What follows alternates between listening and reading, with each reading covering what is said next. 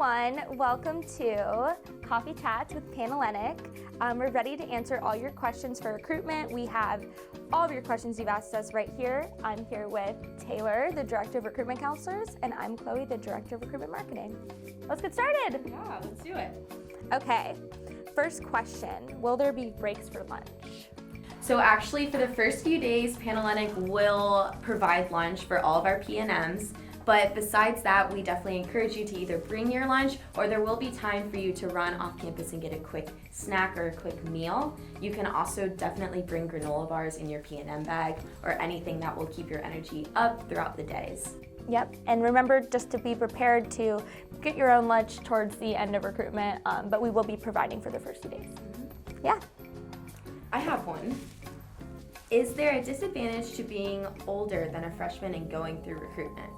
So no, we have tons of older students in our community. We have people who go through recruitment as a senior, people who go through recruitment as freshmen, all kinds of kinds. So we recommend that everyone who's interested in joining our community registers for recruitment, gives it a chance, and just sees what happens, because there's no disadvantage in going through as an upperclassman at all.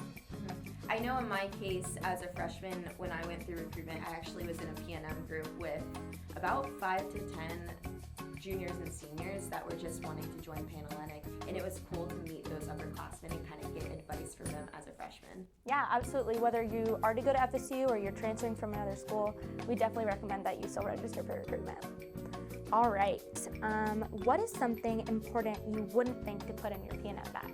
So actually this year we have a new thing called online orientation. All the PNMs receive this in their email to complete. There is a section that has different things that you can put in your bag. I know when I went through, I put granola bars and like the oil face wipes to keep my face fresh and clean throughout the day.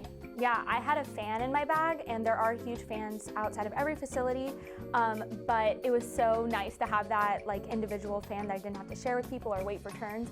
And I just remember everyone during recruitment being so jealous of my fan. It plugged right into my phone, and so that's always convenient. There's tons of those on Amazon, and it's hot during recruitment, so I would recommend bringing something like that.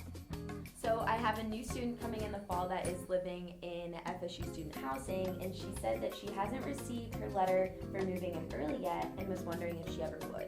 Good question.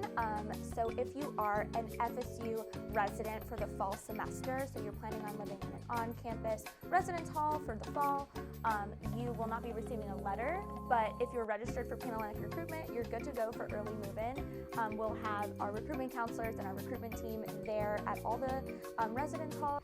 So we'll be there on Friday, August 16th, all the recruitment team helping you guys move into your residence halls if you're an FSU resident for the fall semester. And actually, move-in will be only from 9 a.m. to 1 p.m. because after we'll be having a little session, Meet Your Row Gamma, where you'll be able to meet your recruitment counselor that will be guiding you throughout the week.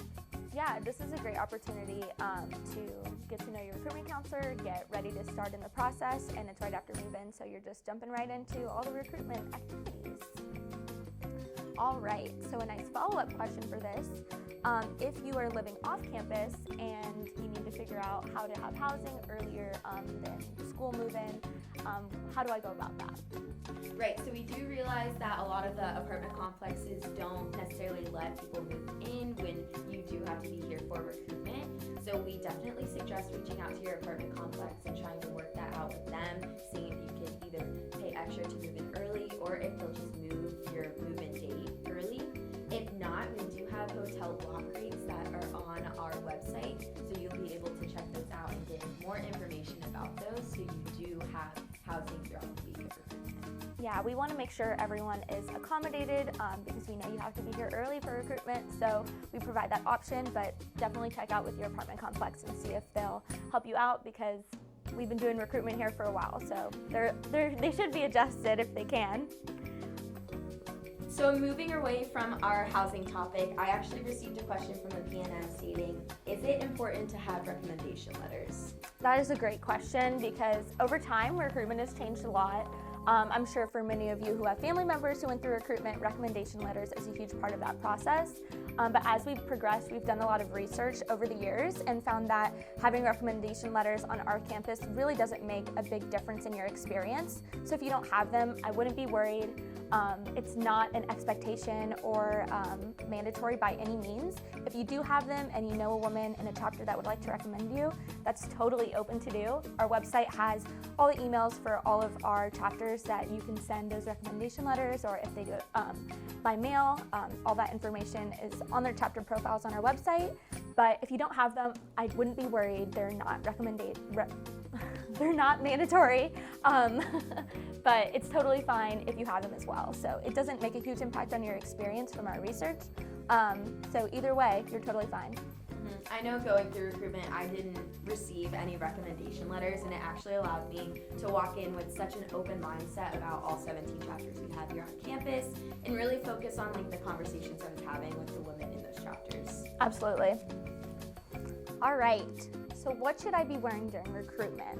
Right, that is probably the most frequent question we receive.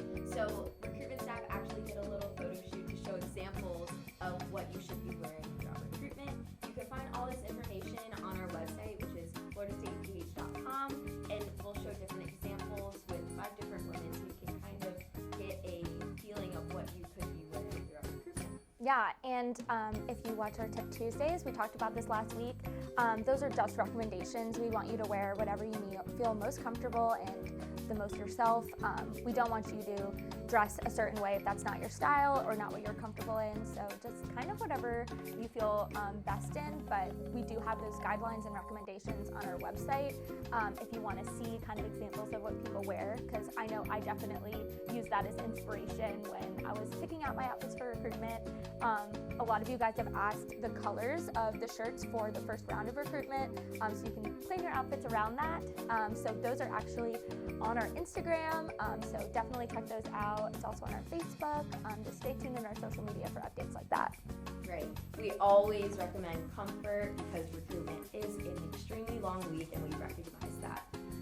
Well, thank you for coming in, Chloe, and I'm going to invite Miss Anna, who is our Director of Logistics. Bring on in Anna. Thanks for having me, you guys. Thanks for having me. So the first question, some PNMs received an email with this online orientation. Can you tell us a little bit about that?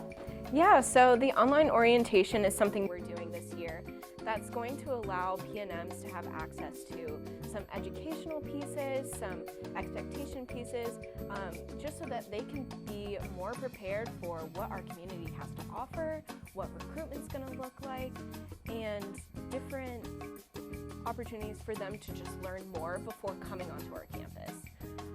We've actually had some questions about how to access this, so make sure that when you're accessing the online orientation, you're going through the email that it was sent to when you signed up for recruitment, instead of accessing it through the newsletter. So Anna, I have another question for you. Are family members invited to bid day activities? So families are welcome to our Panhellenic Bid Day activities, starting with University Convocation at the Civic Center on Sunday, August 25th. The families are welcome to take part in that unique ceremony that starts every school year in the fall. And then after that, we will be having our Panhellenic Bid Day, where parents who have stayed will be invited to a special section for parents to watch the Bid Day festivities before new members go to their new chapters. During the chapter portion of the Bid Day, we don't encourage families to come just because that's a unique experience for the new members. So Taylor, I actually have a question for you. What is a recruitment counselor? Right, so a recruitment counselor is a guide and a mentor for our PNMs throughout the week. This year we have a group of 113 women that have been trained to be not only a confidant, but also someone that could give advice on maybe conversation ideas or ways that you can really connect with the women that you're speaking to in all 17 chapters. I also realize that I keep saying PNM, just to clear things up. A PNM is a potential new member, so it's all the women going through recruitment that are trying to figure out where they fit in our Panhellenic community. Awesome. I have another question for you, kind of about vocabulary. What is the difference between recruitment and rush? Right, so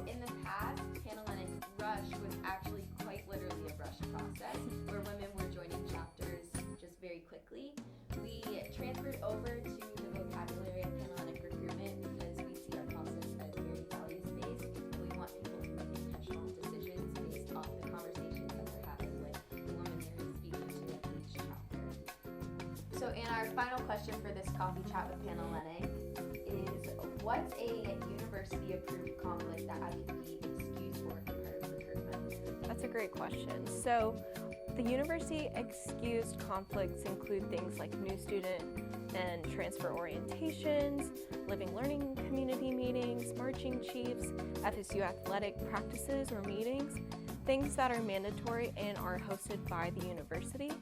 But other things such as personal travel, registered student organization meetings, those types of things that are personal in nature are not excused. But if you have any questions or concerns about that, you're welcome to email us or go ahead and fill out the conflict survey and we'll get back to you on whether or not that's approved. Thank you for coming in, Anna, and chatting a little bit about the questions we received. Absolutely. Thank you for tuning in for our first Coffee Chats with Panhellenic. We will be having another Coffee Chats with Panhellenic more towards the start of recruitment, so be on the lookout for places that you can type in your questions that we can answer.